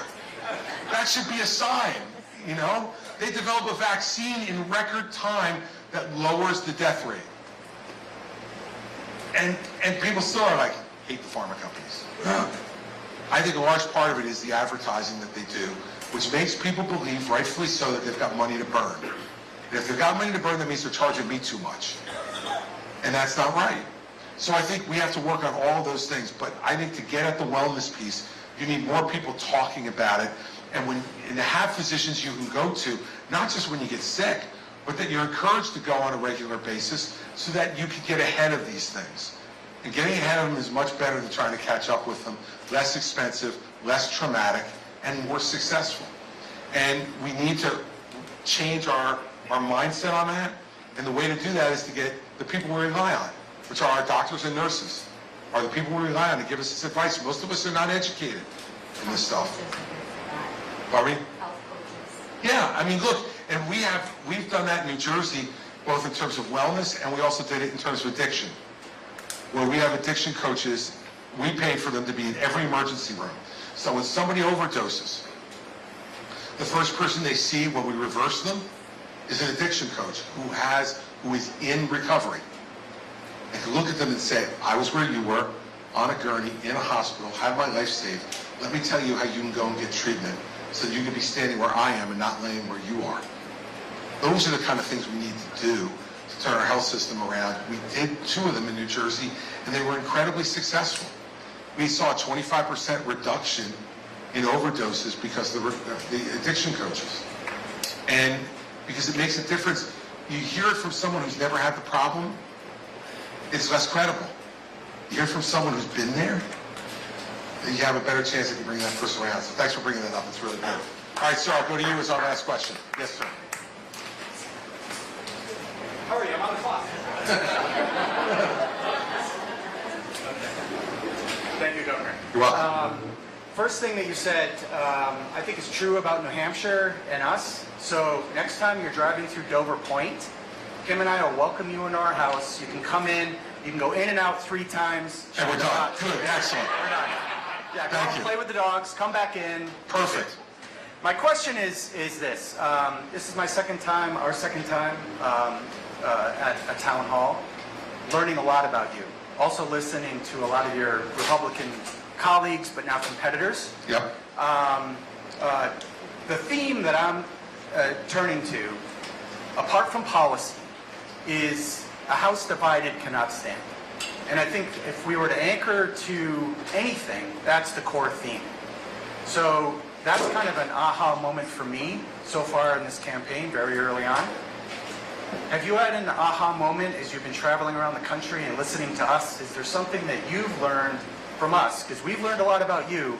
Is there anything that you have now learned about us that's something you didn't expect? Yeah. People are more desperate than I thought they were. People are more despondent than I thought they were. I knew there was division in the country. We all could see that. But people are more desperate about changing it than I thought they were. And I don't think that gets covered a lot.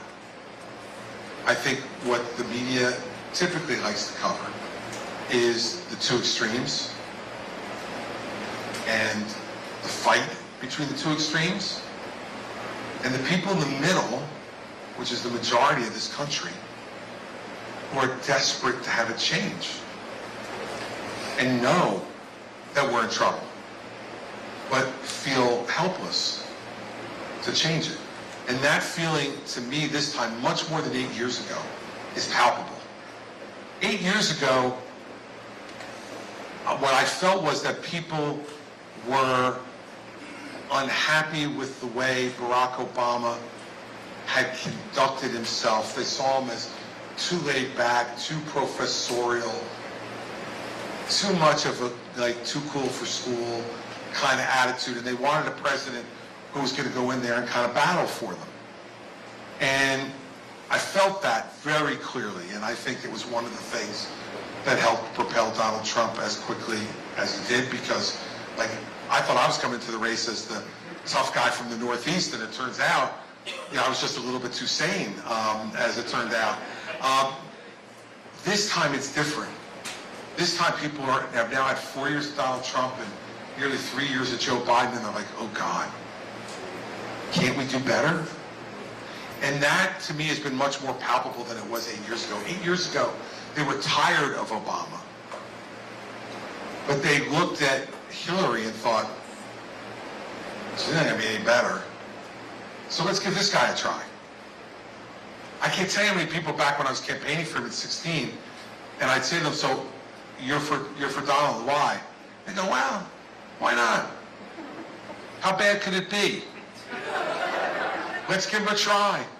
It wasn't like there were some who were convicted about him, but the most people I saw were people like, let's give it a whirl.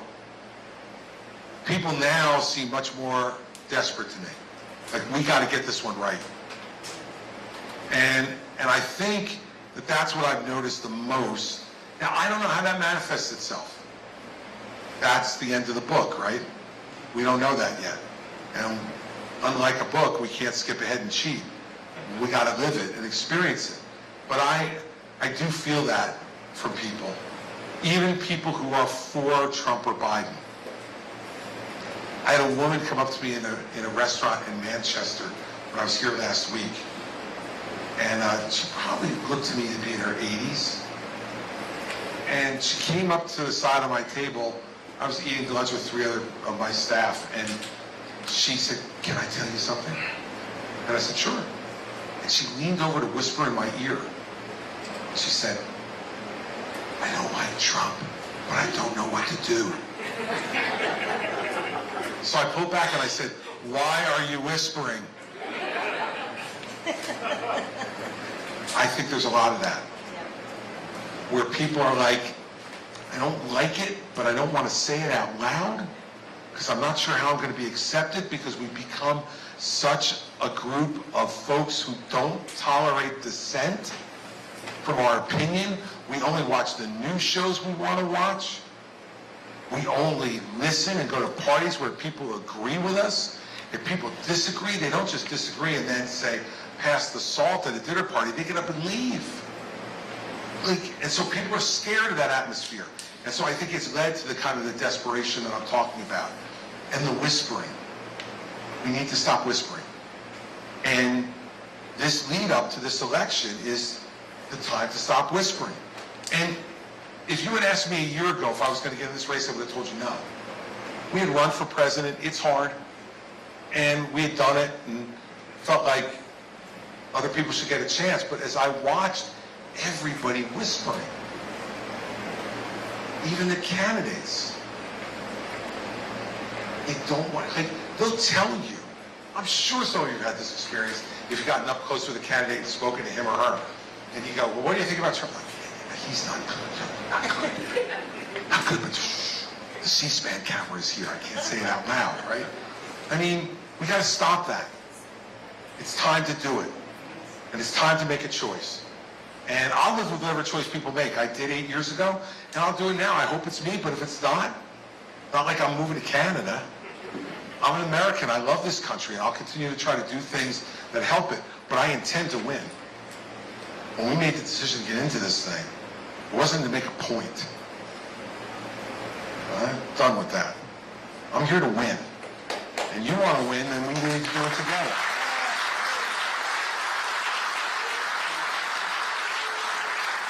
So,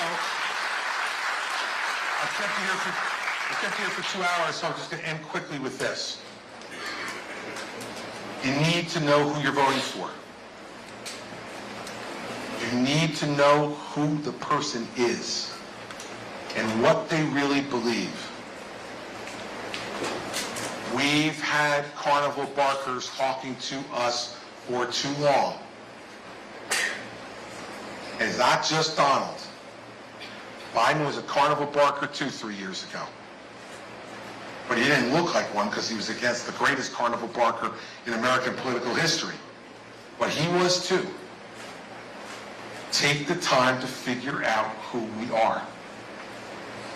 And don't worry about voting for who you think is going to win. Vote for the person who you think you want to be your president, who you'll be proud to have as your president. I'm tired of going to other countries and making excuses for who our president is. I'm tired of having to say, well, you have to understand the circumstances at the time. Or, you don't really know everything that went on in the choice. No, we need to have a president again that we're proud of. Have we had a president recently who we can point our children and our grandchildren to as a role model? As somebody that they can believe in, as someone that you'd want them to emulate? That matters more than any position on an issue, everybody. Because let me tell you this. I don't know who you were for in the 2000 election. Whether you're for Al Gore, whether you're for George W. Bush. But I'll tell you one thing they never, ever discussed in that race. They never got asked in a town hall meeting or on a debate stage. No one ever asked them, what will you do if Osama bin Laden hatches a plan to fly 4 airplanes full of jet fuel into both towers of the World Trade Center, the Pentagon, and aiming for the Capitol, but gets crashed in Pennsylvania? What will you do? No one could have even fathomed that. But George W. Bush was the guy sitting behind that desk. And for me, I'm glad he was. Because whether you agree or disagree with him, he was a man of character. And during those moments, he made us proud that he was our president. We didn't agree with every decision, but he never embarrassed us. And he stood up for what the country believed in. My point is, you never know what's going to come across a president's desk. You can check all the boxes on the issue matrix you make up on your legal pad at home. Don't leave out the one for character. Who do you believe will tell you the truth? Who do you believe will stand up for you? Who do you believe will do the right thing, whether it's in their interest or not? We better make that choice this time. No more compromising on character. It's time to make sure that the person we vote for has the character that stands in front of that flag and blends in with it, because he or she represents what this country aspires to be. I want to be president because I want to serve, not be served. I want to be president because I believe that this country is the greatest place in the world, and it can be even greater. And the next president gets to be our president on the 250th birthday of this country. The greatest experiment that's ever succeeded in the history of self-governance. Let's have someone we can be proud of to do it. I want to be that person. I hope I get your support.